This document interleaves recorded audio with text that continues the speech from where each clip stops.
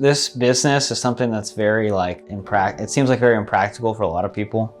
I think that it seems like, you know, how on earth could I ever make money by being an artist? And that's kind of what it feels like a little bit. Like, how do I pick up a camera and convince somebody that me, you know, using my art to convey something in some way is going to have any like value to somebody in which I can actually like make a living. My husband's a movie buff. You know, we would see movies at least once a week. You know, sometimes twice if there was a good movie. That was like one of his favorite pastimes. And so it was very easy to kind of introduce that to Christian in a very passionate way. That was a big like family like bonding, you know, thing that we would do, is go to the movies, watch stuff. But I think the thing for me was that it was not so much even just about like the bonding experience. I realized like every time I'd watch a movie, we'd always have like conversations about it. We'd always talk about the movie after. And it was kind of something that I realized that, hey, you know what, like movies give you like perspective. And it was something that I kind of started to realize, like filmmaking is, as an art form, is kind of like a way of communicating with people. Sometimes ideas and things that like not even words can do on their own. I dabble with all the typical things like YouTube and, you know, a lot of stuff other people do. And it was kind of like, hey, this is like a long-term goal. I think it'd be really cool. Like I'd like to do video in the long term, but I had done like a bunch of sales jobs like leading up to it. Almost everything the exact opposite of what you'd expect somebody in this like field to do. Like, you know, I remember me and my manager at the time had some like disagreements about kind of how to talk to customers and things like that. We ended up having kind of a disagreement and I ended up getting fired from my job. And that was kind of like a shell shock moment where I was like, man, it was almost like something that kind of forced me into saying, well, now I have to like figure out what I'm going to do. It was kind of at an odd time because it was right before we were going into a vacation to New York.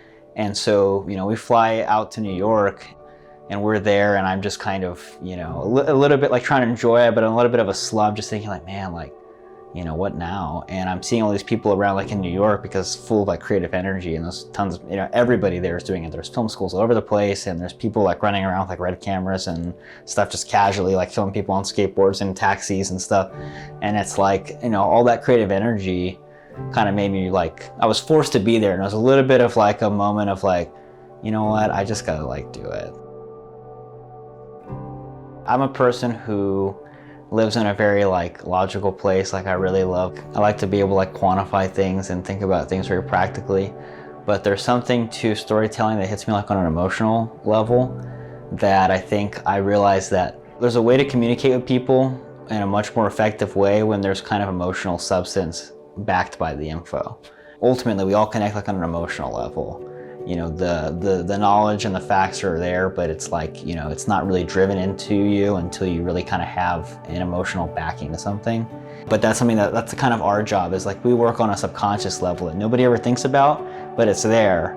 You know, we're kind of these hidden orchestrators that are, you know, pulling at heartstrings, but nobody ever thinks about like why. And I was there once. When I see I can actually affect somebody in that way, that's like for me, you know, the biggest part.